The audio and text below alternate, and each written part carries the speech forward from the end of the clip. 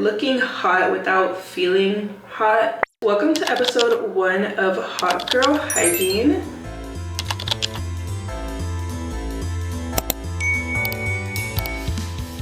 Hi, welcome back to my channel. Before anything, if you hear any thunder or rain, it's storming really bad outside, but I still need to film this video, so hopefully the rain and thunder isn't catching too much on the mic. This is going to be an 18-part summer body care series. I will be uploading a new episode to this series every week all throughout summer, focusing on body care, hygiene, and looking hot without feeling hot. And for episode 1, I want to talk about how to structure body care in your weekly routine. And before going on with this full video, if you've been here for some time, you know that every time I have a short form video that can work hand in hand with what I'm describing, I have an overlay playing on the screen for all of my short form content. I am Zonia on every platform, and I do post every single day. So definitely feel free to follow me on all the other platforms that I have. And I do also respond to all messages and never hesitate reaching out, and I respond to all comments as well. So definitely feel free to share your thoughts, any questions you have, or any little notes that you'd like to leave on my videos. And of course, as I always say, I'm not one for long intros, so let's get right into this video.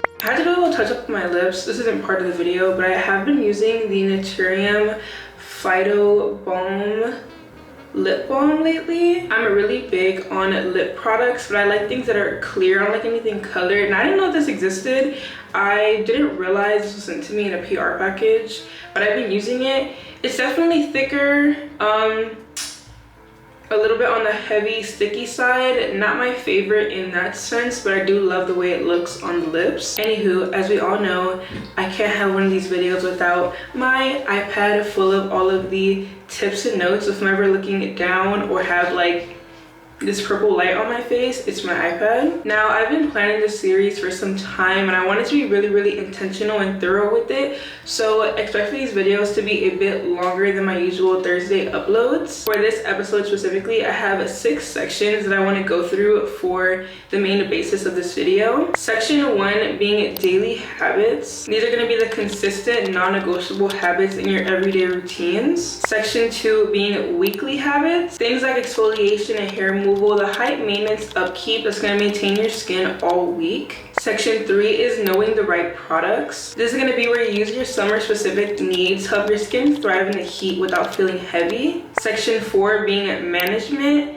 dealing with humidity, brightening the skin's tone, heat-induced breakouts, post-sun recovery, and odor. Section 5 is building your scent profile. This is going to be learning how to layer scents to last you in the heat. And Section 6 is managing your skin's texture and appearance. This is achieving your summer skin with body oils, shimmers, and a skin texture that will help you catch light. And all of my videos are always broken down and organized by chapters, so if there's a section that you want to skip or you want to see before others, definitely feel free to use the chapters that I've built on the little bottom screen. And for any products that I mention or anything that I need to share otherwise, everything will be in the description box down below. Use that to your advantage if needed. Let's go ahead and start first with section 1. Let's talk about the consistent, non-negotiable habits that you need to have in your everyday body care routines. This will pertain to your in-shower routine, after-shower routine, scent layering, foot care, and just managing your general body's needs. The first factor is to build your daily in-shower routine. Now, when it comes to your in-shower routine, there's a few different priorities to keep in mind.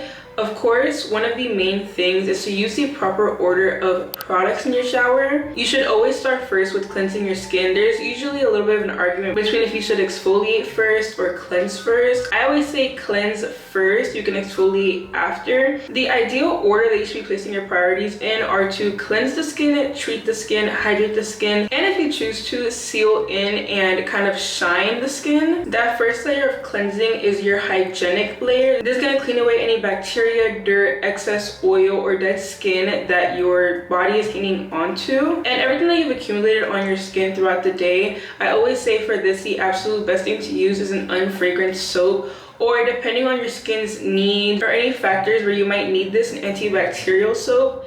I would say this is best for someone with body acne or oily skin. If you have dry skin, I would definitely stay away from antibacterial soap. It'll only dry your skin out more. What I did use in the past for this layer was my Dr. Bronner's Baby Unscented, but if you've been here for some time, I'm running a little experiment right now where Dr. Bronner's doesn't exist in my routine. So what I've been using for that first layer of cleansing is Ivory unfragrant soap, which is another one of my non-negotiable staples. Now after that first layer, your next layer should focus more so on treating your skin. Whether you have a skin condition that you have a special soap for, this can be a BHA soap, an AHA soap, exfoliating. This can be a step where you use your African nut sponge, your exfoliating gloves, any harsh textures, or just whatever your skin needs to have treated. Personally, for this step, I use my multi-peptide soap from Naturium. Since it has the ingredients that I need to support healthy skin, I'd rather apply that after cleaning my skin so it can actually sit properly on fresh skin and not really be washed away after. If you do this step first, the next step, which is to cleanse your skin, will kind of just wash away all those ingredients and nutrients, which is why I say exfoliating is never ideal at the beginning of your shower. Now, after those two steps, the next two are optional. You can pick one of the two, or you can do both if your skin needs both. But your next step will be hydrating. This is when you use a thick body wash. I would say if you want something on the affordable side for this, Ivory and Method are the two best soaps for this step. This is really just a soap that you use to add a nice film of moisture on your skin. Or if you do like to fragrance your skin in the shower, this is also the step where you'd be adding in that fragrance, the scented body wash. And the other optional step that I use instead of that third one is a shower oil. This is going to serve the same as an out of shower oil, where it'll seal in all that moisture and hydration in your skin, add that little bit of shine, smoothen the texture. For this, I'm using Naturium's Glow Getter multi-oil body wash, which I have really been enjoying lately a lot, and I've definitely seen a really good impact in my skin from using that soap. I know there's other oil washes that I will use in the future, but for now, that's what I'm using. Then to answer a few questions that tend to come up with shower oils, yes, you do rinse them off. You don't leave that on your skin and get out of the shower. It's just gonna leave like a waxy residue. Those are meant to be washed off of the skin. Yes, you can use these with your hands, exfoliating gloves, rag, however you prefer to have this sit on your skin. And yes, if you are using a shower oil, it will be the very last thing you use in your routine. Other important factors to keep in mind when building your in-shower routine is to know the tools that you want to use in the shower. There are various tools. I shared a lot of them with you all. Personally, I use a shower sponge, a shower rag, and exfoliating gloves. But of course, there are other things, African nut sponges, there are exfoliating stretch towels, there are body scrubbers. Definitely find which tool works best for you and your skin, and which tool works best with the soap that you're using. For example, I like using a sponge or a harsher, thicker tool when I'm using really thick soaps to help break them down and make suds out of them so that they're not too closed off and kind of thick when I'm applying them onto my skin. Like my Ivory, for example, is a little bit of a thicker, silkier soap, so I use that with my shower sponge to make it suds up a bit so that when I'm applying it, it's kind of been broken down and opened up to where my skin can receive it a little bit better. Now, the next factor to consider in your daily habits is to build your after shower routine. This is going to work in the same as your in-shower routine. There's going to be an ideal order to layer your products in. So just to do a quick, not speed run, but a brief overview of that order. First, on the days you're using chemical exfoliants, those will go first onto clean, dry, bare skin, whether you're using salicylic acid, glycolic acid, any of the BHAs or AHAs. Those will go first. Once that's fully absorbed and dried into the skin to where your skin is like dry again, you can go in with your moisturizer, but always before moisturizer, you're gonna use something to dampen your skin. Once your skin is dry, it becomes kind of like closed off, where the products that you need to kind of sink into your skin won't work unless you reopen your skin by moistening it. As I've shared with you all, I do have a misting bottle dedicated for this. I am not a fan of being entirely wet or doing any of my after shower things in the shower. I've seen people like apply their moisturizer in the shower, their body butter, dry and off in the shower. Once the shower water is off, I don't want to be in there anymore. I don't want to be in the vicinity of the shower.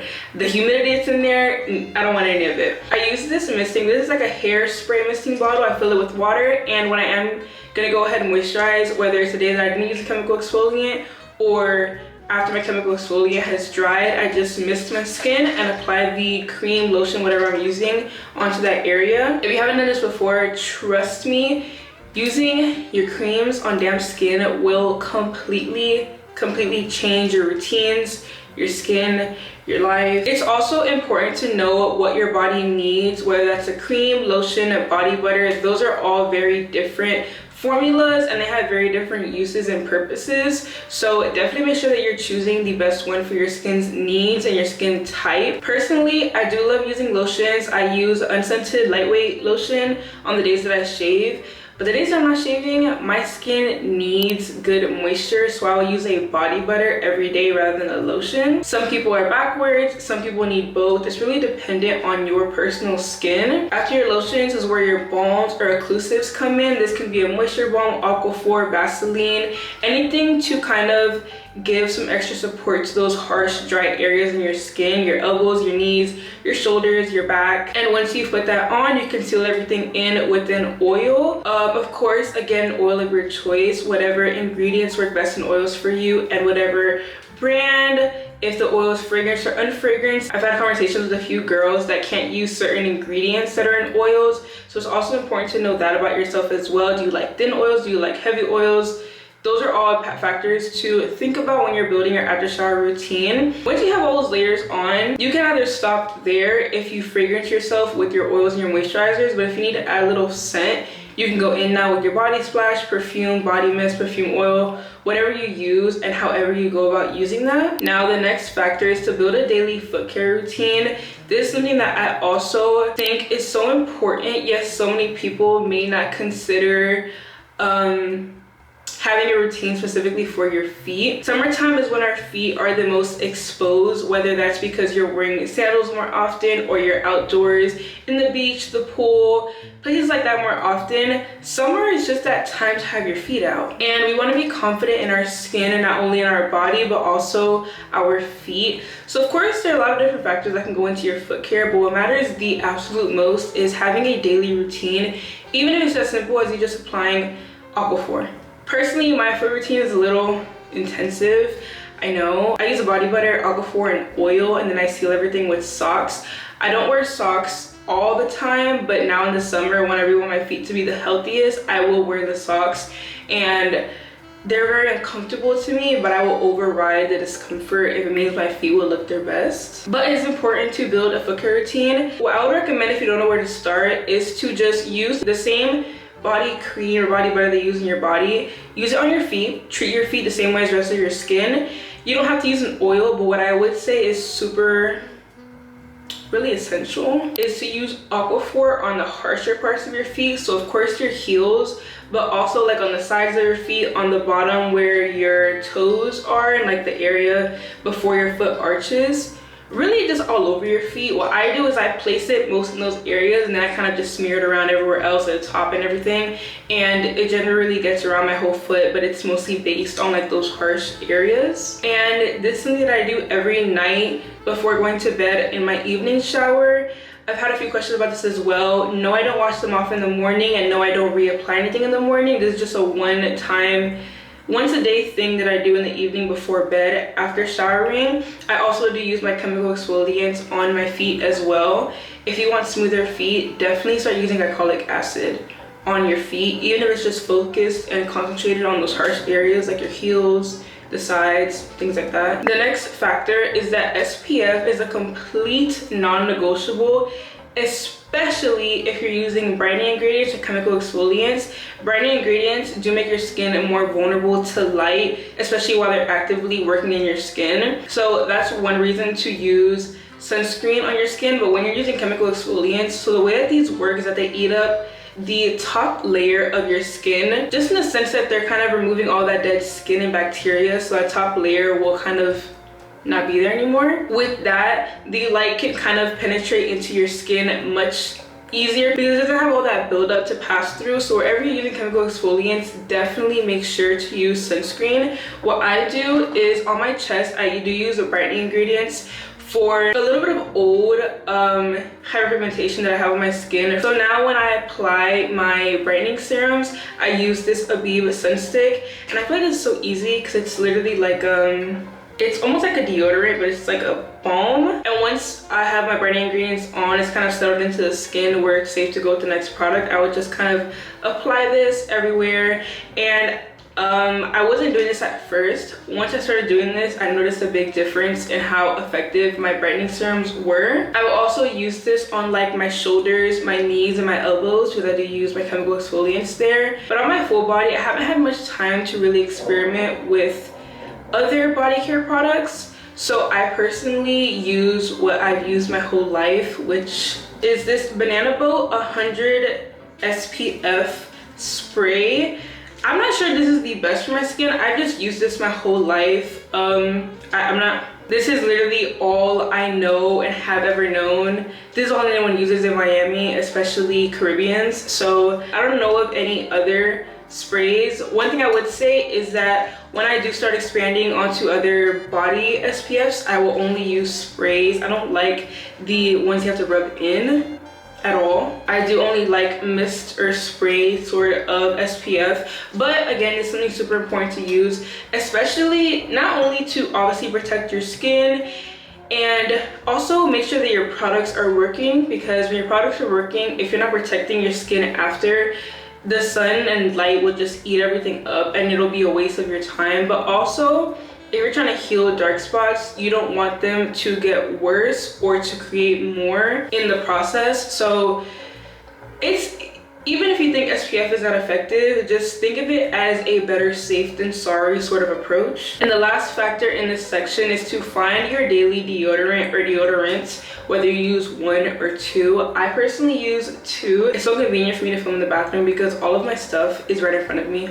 So whenever I talk about a product or anything, I can just grab it. So I don't have any super high concerns or issues with my underarms at all, but I do like to stay fresh, and I can be a little sweaty sometimes. So I like to keep that in mind. Also, I do use brightening serums and things in my underarms to keep them clear and clean, so using proper deodorant for that is also important. What I like to use in the morning is my Degree Black and White.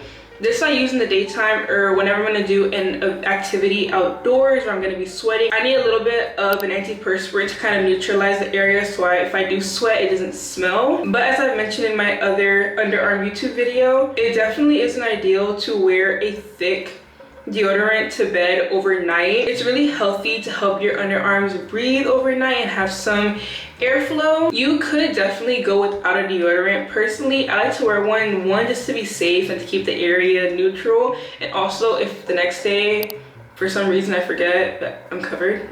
But like I said, it's also important to be pretty breathable down there, have some air. So I like using my liquid deodorant from House of Balance. A lot of people ask me what deodorant this is. It's just the New Day herbal deodorant from this brand, and I use this in the evening every single night after my shower. There have been days that I forgot to put this on in the morning. Of course, once I realize, I will put it on, but it helps to know that even without putting this on, I didn't have any odor, I didn't have any issues in my underarms. So of course you don't have to go run to the ones that I use, but it's important to know what deodorant works best for you, whether your concern is odor control, sweat control, you don't like anything with the film, you don't like sprays, you don't like gel deodorants. Just find what works best for you, because deodorant is very important in the summertime. And those are all the factors for section 1. Let's go ahead and move on to section 2. So for section 2, we have your weekly habits. This is the high maintenance upkeeps that will maintain your skin all week. For factor 1, we have to fit chemical exfoliation into your weekly routine. Whether you never used it before, you're not too sure about it, of course it's important to understand it first, which thankfully I have many videos on chemical exfoliants up on this page for you all. But you can always benefit from using a chemical exfoliant, whether you're using an AHA or BHA. The most effective of these is glycolic acid for your AHA, A kind of standing for above the skin, and salicylic acid for your BHA, B let it stand for below your skin. Obviously those are not like the proper scientific terms, but it's an easy way to remember. So the AHA and BHAs that I use obviously are both salicylic and glycolic acid. My glycolic acid being the toner from The Ordinary, and my salicylic acid being the body spray. I thought it was a mist. The body spray from Naturium. And as mentioned earlier, Both of these are always to be used on a clean, dry, bare skin and allow them to fully absorb and dry into your skin before using anything else. But it's also important to know that these need to be used maximum 2 to 3 times a week. If you use them any further, you will absolutely be over exfoliating, and that's guaranteed to damage your skin and your skin barrier and irritate your skin. And there's multiple ways to use these. Even though these are both a spray and a toner, I don't like using them onto my hands. I feel like putting products onto your hands and then onto your skin, I feel like they get absorbed into your hand before they touch your skin. I feel like it's with the spray, I kind of spray the area and then I use these wider cotton pads. They're a little bit larger than like typical ones, and I'll use it to kind of rub and push all the salicylic acid into my skin. And then with the glycolic acid, I use my traditional normal cotton pads. These are the exfoliating ones, so I didn't notice I grabbed these. So instead of the harsher side, I used the regular side. I tried the harsher side one time and it was a little too harsh and irritating for the skin. And of course you don't have to use both. I choose to use both because the benefits and uses of both are things that I need in my routine. I use this one to smoothen my skin and to kind of brighten it up just a little bit, and to brighten up any dark areas and prevent areas from darkening. And then I use this one for strawberry skin on like the bottom parts of my leg and a little bit on my arms. Also for my back, I have struggled with back knee, which now I've learned it's because I was letting my hair products wash down my back and then I wasn't cleaning my back afterwards. So I don't have back knee anymore, but now I have the little marks I'm trying to clear, so I've been using this for that. But it is important to realize what concerns you have so you can choose if you need one or the other. Of course, these aren't the only types of products you can use. I just prefer using these two for how my routines are structured. But you can definitely find glycolic and salicylic acid in washes, creams, sprays, mist. Like they have them in multiple different sorts of products. So whatever works best for you, how you like to use it is definitely how you should look for it as a product. Now, factor number 2 is to set a specific day for your form of hair removal. I personally can only speak on shaving. I've only ever shaved. I only know how to shave. But based on your form of hair removal, definitely set a specific day. I would say within the week, but I know that some forms of hair removal don't have to be done weekly. If for you it's once a month, set a specific day in the month. But for my girls that are shaving, I would say set one set day and try to stay really strict on that schedule. Personally, I shave on Fridays.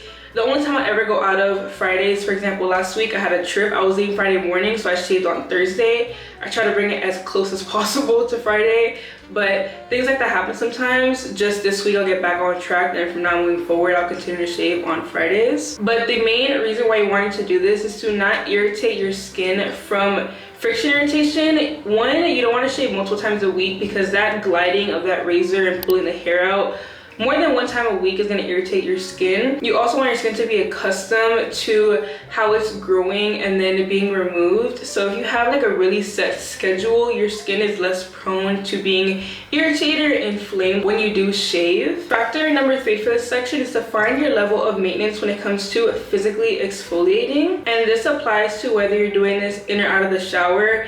Out of the shower being something like a dry brush, in the shower being something like exfoliating gloves or an African neck sponge. With chemical exfoliants, because they're chemicals and acids, there is like a limit for how often you should use them to avoid any irritation. Physical exfoliants can definitely vary from skin type to skin type. Some people can only exfoliate once a week, some people can exfoliate every day, some people can exfoliate every other day.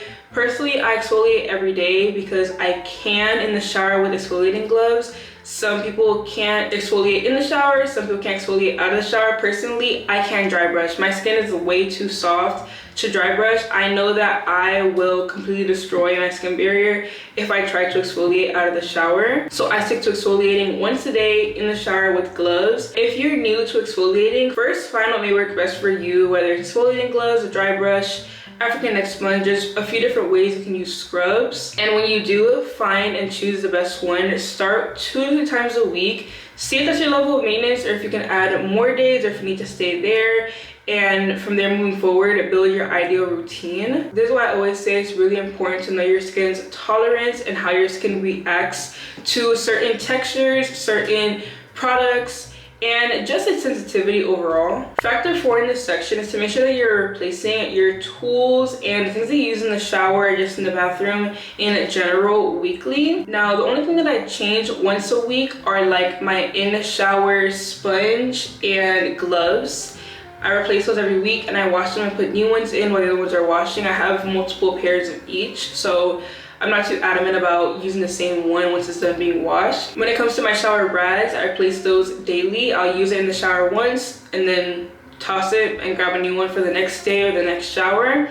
Same thing for my towels. I use my towel after I shower and toss it after.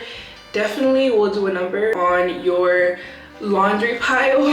Every time that I wash towels, the pile looks like I live in a hotel. But it's worth it for keeping my skin clean and avoiding any irritation to my skin. And now the fifth and last factor in this section is to keep some maintenance in your feet. I know earlier I mentioned a daily foot care routine, but once a month or maybe twice a month, it's important to learn how to give yourself a pedicure, or if you prefer to go to a salon, go to a salon. I personally don't think salons do the best job with pedicures. They never really get like everything. So I just learned how to do one on myself at home, and I do my own pedicures. But I do these every other week, so twice a month. And this is really important. And just doing a little extra to make sure that your feet look their best. I already make sure that they're clean and moisturized every day. But when the pedicure comes around, that's when I get the cuticles cut my nails, clean any dirt that might be under my nails, refresh the polish, sit in a soak, and let the products in my foot soak kind of eat up any bacteria on my feet, do a little bit of exfoliation, a little bit of softening. I definitely find for that to be really, really important, especially in the summertime. Now on to section 3, we have knowing the right products, and these should be catered to your summer specific needs to help your skin thrive in the heat without feeling too heavy. So the first factor of this is to take some time to analyze your skin, take note of any concerns or conditions that you might have, and then your skin's needs and goals you have within your skin. Those 4 factors are really important to know when you are picking the products in your routine, the order of products in your routine, the frequency that you're using products in your routine, the things that you're doing every day or once a week, things that you need to include, things that you don't need to do. All those fall back to that analysis that you need to do in your skin. It's definitely never ideal to look at someone else's routine or the products they use and think that if you use the products that they're using, you'll have the skin that they have. There is really no two bodies that have the same skin or oil on the skin or factors in the skin. Your skin goes deeper than just the surface. Your diet impacts your skin, the water you use impacts your skin, the environment that you live in impacts your skin. Skincare products, routines, things like that are very, very personal to you and very catered to your body. So definitely make sure that you're taking that into account when you're building your routines, choosing your products, and figuring out what to keep and remove from your habits. Factor number 2 goes hand in hand with the first one. That's to make sure that the products you're using are set to those concerns, conditions, needs, goals, and they're using them in the right order, the right amount of frequency, and onto the right skin. Some things work better on dry skin, some things work better on damp skin. For example, your glycolic acid will be pointless on damp skin, but your moisturizer will only be effective on damp skin. Your body oil won't be effective without anything underneath it, but your salicylic acid will only be effective with nothing underneath it. These are definitely things to know and be aware of in your routines to make sure the products you're using are effective and they're not kind of clashing with each other or interacting poorly with each other. You don't want to cause any chemical burns, any inflammation, or any irritation on your skin just because you use the product wrong or at the wrong time. There are certain ingredients that serve your skin better in the daytime. There are other ones that serve your skin better in the evening. Some serve your skin better every other day. Some serve your skin better every day. Some once a week, some once a month. Definitely be really, really intentional and analytical with these things. The next factor is to focus more on heat-friendly ingredients, things that aren't gonna clog your pores or be really uncomfortable in the humidity. Definitely, if you live somewhere that's really humid or really sticky outside, body butters might not be your best friend. You may want to use something lightweight and water-based instead of something oil-based. If you notice your skin dries out more in the summer, you definitely want to add something in your routine that has hyaluronic acid in it or is based in hyaluronic acid. You definitely want to use things that have glycerin if you want to soften your skin. If some of the products in your routine are causing your skin layers to break down a bit, you definitely want renewing products, skin barrier repair products, skin support products, thicker products, things like that. Number 4, I kind of briefly mentioned, but it's also important to know what you're going to use in the daytime, what you're going to use in the evening. For example, brightening ingredients. I use brightening ingredients twice on my skin. I'll focus on my chest for this. The daytime I use vitamin C. Vitamin C reacts better in light, and vitamin C reacts better when you're active. In the evening I use glutathione. Glutathione works better with your skin while your skin is actively working to regenerate itself,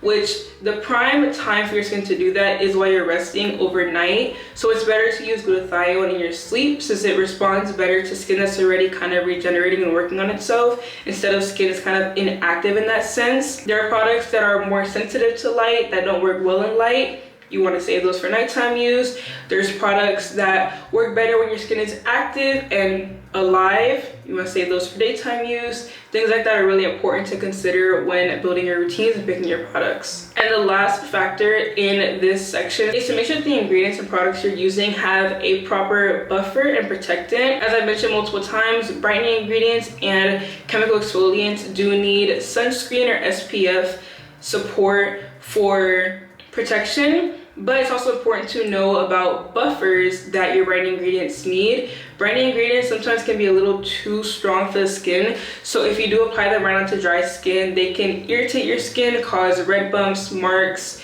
rashes, things like that. I definitely dealt with that when I started using my vitamin C on my chest because I was putting the vitamin C directly onto my fresh, clean skin, which was only making me have little breakouts and rashes. So now I use the Naturium Bio Lipid Lotion first. I apply a light layer of this just to give kind of a buffer to make sure that the vitamin C penetrates well, but it's not like super harsh. It's a little bit diluted, but it's still effective.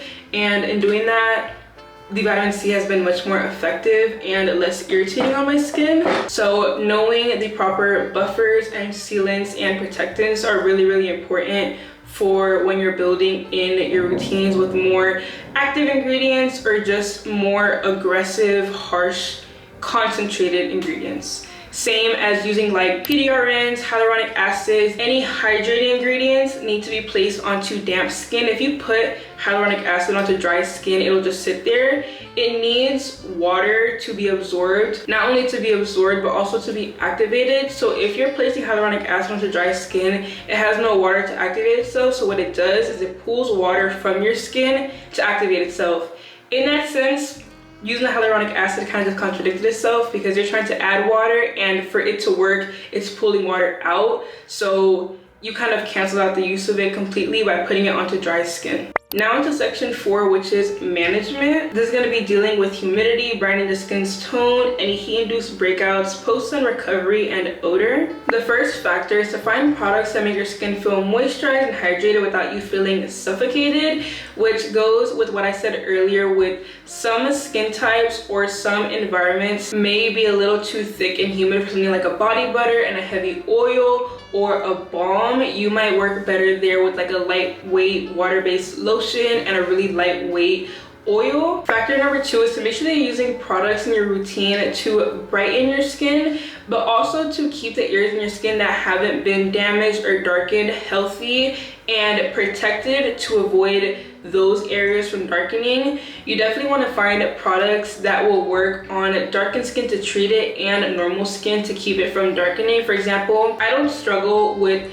dark shoulders or knees, but my elbows sometimes can get a little bit darker than the rest of the tone of my skin. So me using glycolic acid works really well at brightening this area, but also keeping these areas from getting too dark. Definitely find products that balance really well for both of those factors in your skin so that everything is kind of uniform and consistent in your routines. Factor number 4 is if you're dealing with sun damage, any irritation or inflammation to your skin, keep products in your routine that will cool down your skin's temperature. I would say the best for this is aloe Hence, after a sunburn, you're always recommended to put aloe on. Aloe is really good at cooling down the temperature of your skin, and keeping things like that is important because you don't want to have any sunburn or damaged skin and then you go right in with products that are only going to irritate or inflame it. Some products will bring up the pH of your skin and the heat of your skin, so you want to make sure that on days that you are dealing with a little bit of damage or inflammation, instead of those products, you have a cooling agent to kind of bring that temperature back down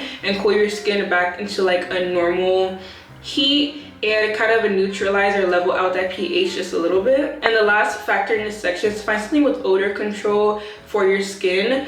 Whether you need something that's really severe, something really light, definitely find the severity of your odor and what you need to control it. Whether that's finding a better antiperspirant or changing the washes that you use in the shower. Some skin isn't as good at managing odor in different heats, different environments. So a soap that may have worked for you in the winter when you were sweating less might not be as effective in the summertime when you're sweating more, when you're outside more, when your body is kind of expelling itself more. You may need a soap that's a bit better in cleansing out your skin, so definitely keep that in mind. Now into section number 5, which is building your scent profile. It's important to know how to layer scents to last you in the heat. For factor 1, find products that work better in warm weather and with your skin's natural pheromones, since those will be exposed a little bit more in the summertime. In the wintertime, you can use a really sweet like sugar cookie, vanilla, warm chocolate scents.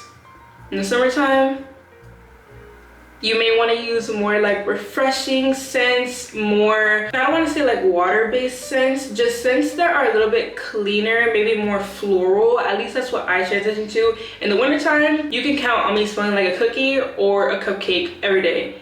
In the summertime, the sweetest I'll get is like coconut or vanilla, a little bit, but the main base of my fragrance is going to be something floral, something fresh, because that's just what my skin reacts best to in the warm weather when I am sweating or just in general to smell fresh. Factor 2 is to find a lotion or occlusive for your fragrance to stick onto.